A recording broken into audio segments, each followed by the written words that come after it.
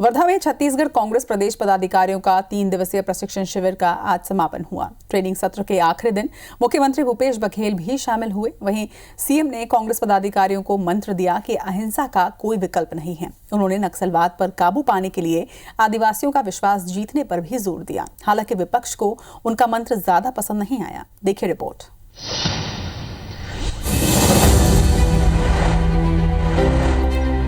तस्वीरें वर्धा की, जहां मुख्यमंत्री भूपेश बघेल छत्तीसगढ़ कांग्रेस पदाधिकारियों के 3 दिवसीय ट्रेनिंग सत्र के अंत में अपने विचार साझा कर रहे हैं। गांधी आश्रम सेवाग्राम में छत्तीसगढ़ सरकार के गांधी के विचारों पर सुराजी योजनाओं की जानकारी देते हुए सीएम ने बताया कि उनकी सरकार कैसे गांव, किसान और गाय जैसे क्षेत्र पर काम कर गांधी के सपनों को पूरा कर रही है। ट्रेनिंग सत्र की समाप्ति के बाद मीडिया से चर्चा में मुख्यमंत्री ने बताया कि अहिंसा का कोई विकल्प नहीं, इसीलिए उनकी सरकार बीते 2 साल से नक्सलवाद से निपटने, नक्सल मोर्चे पर आदिवासियों का विश्वास जीतने के साथ विकास पर जोर दे रही है। अहिंसा का कोई विकल्प नहीं है। जो गांधी जी ने जो रास्ता बताया पूरी दुनिया को, वो आज भी हमारे लिए है। अब लोग हिंसा से ऊब गए हैं, नक्सलवाद से ऊब गए हैं। अब धीरे धीरे नक्सली सिमटते जा रहे हैं। हम लोग विश्वास जीतने के साथ साथ विकास भी कर रहे हैं। जो उनकी आवश्यकता है उसको पूर्ति करने का काम हम लोग कर रहे हैं। तो इससे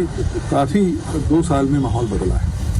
वर्धा में मुख्यमंत्री भूपेश बघेल गांधी के विचार और सिद्धांतों पर अमल की बात कर रहे हैं। ऐसे में सवाल उठता है, क्या वर्धा में आयोजित प्रशिक्षण शिविर का मकसद कांग्रेस के नए स्वरूप की कवायद है? आखिर इसके राजनीतिक मायने क्या हैं? क्या बीजेपी से निपटने के लिए कांग्रेस में कैडर बेस बनाने की तैयारी चल रही है? शिविर में इस बार मुख्यमंत्री भूपेश बघेल का शामिल होना क्या कांग्रेस की कोई विशेष रणनीति का हिस्सा है? दरअसल मौजूदा वक्त में भूपेश बघेल कांग्रेस में सबसे ऊर्जावान और ओबीसी वर्ग से आने वाले एकमात्र मुख्यमंत्री हैं। जिस तरह कांग्रेस उनका उपयोग कर रही है, तो क्या भूपेश बघेल कांग्रेस के खेवनार बनने की दिशा में बढ़ रहे हैं, जिसकी पृष्ठभूमि वर्धा में तैयार हुई है?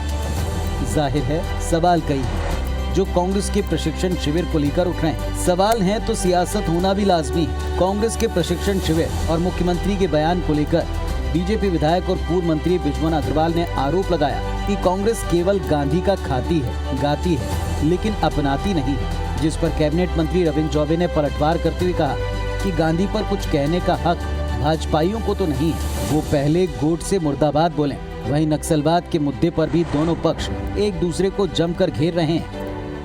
गोली का जवाब जब हम गोली से देंगे, अगर वो हमारे एक को मारते हैं तो हम उनके 10 मारेंगे, तब वो बातचीत के लिए टेबल पर आएंगे। और जिस प्रकार की सरकार की नीति है, उस नीति में तो नहीं लगता है कि कांग्रेस नक्सलवाद को समाप्त कर सकती है। नक्सलवाद की जननी ही कांग्रेस है। मोहन जी इस प्रदेश के गृह मंत्री रहे हैं।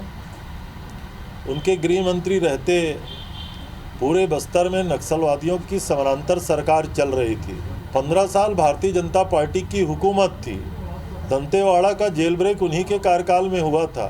हमारा तो स्पष्ट आरोप था कि विधानसभा चुनाव जीतने के लिए भारतीय जनता पार्टियों ने नक्सलवादियों से साठगांठ की थी। माना कि सियासत में बहुत से मुद्दे उठाए और उछाले जाते हैं, लेकिन क्या हर मुद्दे पर सियासत होनी चाहिए? कम से कम नक्सलवाद जैसे गंभीर मुद्दे पर तो बिल्कुल भी नहीं। लेकिन अफसोस, नक्सलवाद की नासूर पर चर्चा के दौरान भी सियासी वार पलटवार का सिलसिला अक्सर मूल मंथन से ध्यान भटका देता है, जिसकी ना तो जरूरत है और ना उचित।